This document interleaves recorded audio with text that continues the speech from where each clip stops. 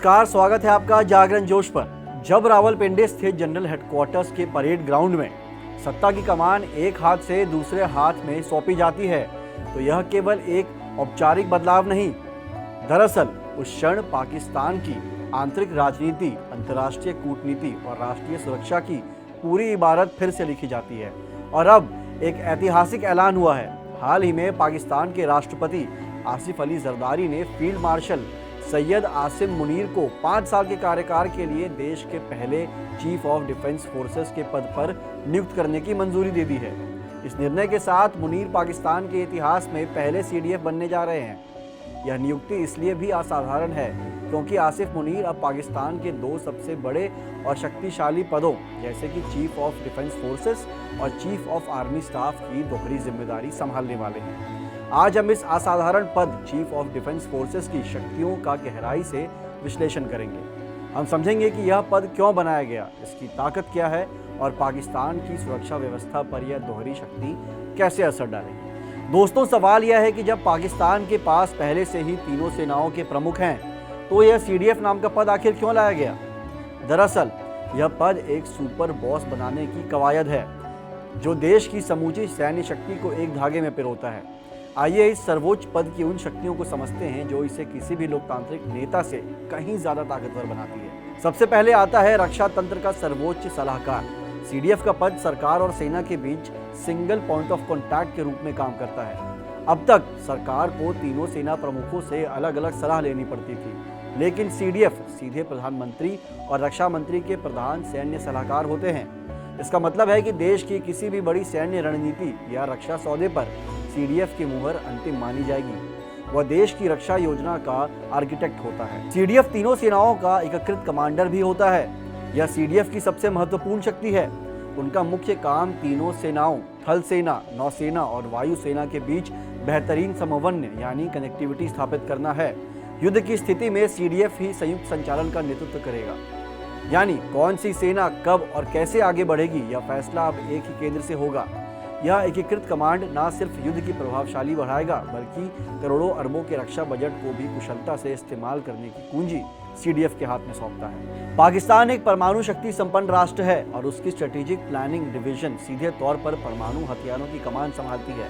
हालांकि सीडीएफ सीधे तौर पर परमाणु बटन नहीं दबाता, लेकिन वह नेशनल कमांड अथॉरिटी का एक प्रमुख सदस्य होता है। इस पद पर रहते हुए जनरल मुनीर का प्रभाव पाकिस्तान के परमाणु शस्त्रागार के प्रबंधन, सुरक्षा और भविष्य की रणनीतियों पर कहीं ज्यादा गहरा होगा। यह जिम्मेदारी उन्हें वैश्विक मंच पर भी असाधारण महत्व देती है। सीडीएफ के पास बजट और थिएटर कमांड का नियंत्रण भी होता है। सीडीएफ अब रक्षा अधिग्रहण और कैपिटल एक्सपेंडिचर की देखरेख भी करेंगे। यह सिर्फ सेना को चलाने का काम नहीं है बल्कि देश के एक विशाल बजट को निर्देशित करने की शक्ति भी है। इसके अलावा सीडीएफ संयुक्त थिएटर कमांड बनाने की दिशा में काम करेंगे, जिसका अर्थ है कि एक ही भौगोलिक क्षेत्र के लिए तीनों सेनाओं को मिलकर एक ही कमांडर के तहत लाना। संक्षेप में कहें तो सीडीएफ सिर्फ एक नया पद नहीं, यह पाकिस्तान की सेना को एक एकीकृत और केंद्रीकृत शक्ति केंद्र में बदलने का मास्टर प्लान है। और जब यह शक्ति चीफ ऑफ आर्मी स्टाफ की पद के साथ जुड़ जाती है, जैसा कि आसिम मुनीर के साथ हुआ है, तो रावलपिंडी का नियंत्रण इस्लामाबाद की सत्ता पर अभूतपूर्व हो जाता है। तो क्या चीफ ऑफ डिफेंस फोर्सेस का यह मॉडल सिर्फ पाकिस्तान की अपनी जरूरत है?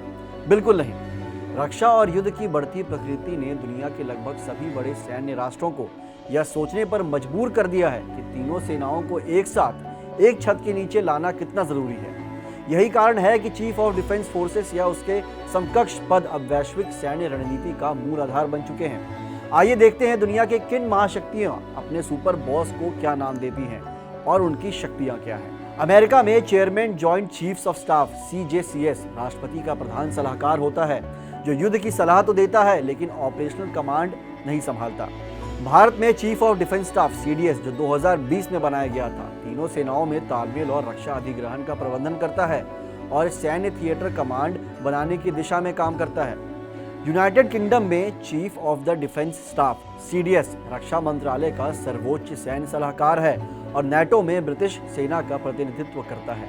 फ्रांस में यह पद सीधे सैन्य अभियानों की कमान संभालता है और राष्ट्रपति को रिपोर्ट करता है। और कनाडा में chief of the defence staff सेना का सबसे वरिष्ठ अधिकारी होता है। जो प्रधानमंत्री को सीधे सैन्य सलाह देता है। आप देख सकते हैं यह ट्रेंड वैश्विक है। तीनों सेनाओं के प्रमुखों के ऊपर एक एकीकृत कमांडर होना आधुनिक युद्ध की अनिवार्यता है। लेकिन यहाँ एक सबसे बड़ा अंतर है जिस पर ध्यान देना जरूरी है। अमेरिका और भारत जैसे देशों में CDF या CJCS सिर्फ एक सलाहकार और योजनाकार होता है, वह थल सेना की कमान नहीं संभालता।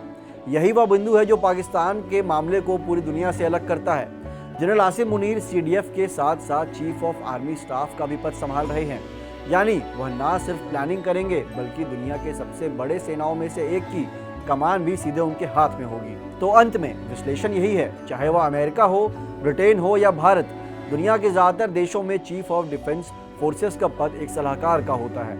वह तीनों सेनाओं का तालमेल सुनिश्चित करता है, लेकिन सबसे बड़ी थल सेना यानी आर्मी की ऑपरेशनल कमान अलग व्यक्ति के पास होती है ताकि शक्ति का संतुलन बना रहे। मगर पाकिस्तान में जनरल आसिम मुनीर के साथ समीकरण पूरी तरह बदल जाता है। वह ना सिर्फ देश के पहले चीफ ऑफ डिफेंस फोर्सेस हैं, बल्कि साथ ही चीफ ऑफ आर्मी स्टाफ की पदवी भी उनके पास है। इसका सीधा अर्थ है प्लानिंग, फाइनेंसिंग, ऑपरेशन और लाखों सैनिकों की सीधी कमान, सब कुछ एक ही व्यक्ति के हाथ में केंद्रित है। यह नियुक्ति पाकिस्तान की सुरक्षा व्यवस्था में एक अभूतपूर्व केंद्रीकरण लाती है। यह मुनीर को प्रधानमंत्री और राष्ट्रपति से इतर उच्च सर्वोच्च शक्ति का केंद्र बना देती है, जिसकी एक मुहर मुल्क के भविष्य पर अपनी गहरी छाप छोड़ती है। अब यह देखना बाकी है कि पाकिस्तान की सियासत और अर्थव्यवस्था पर इस दोहरी शक्ति का साया कितना गहरा है और कितना निर्णायक साबित होता है। अगर आपको वीडियो पसंद आई हो तो इसे लाइक करें, कमेंट करें और इसे शेयर करें अपने दोस्तों के साथ। मिलते हैं अगली वीडियो में। धन्यवाद।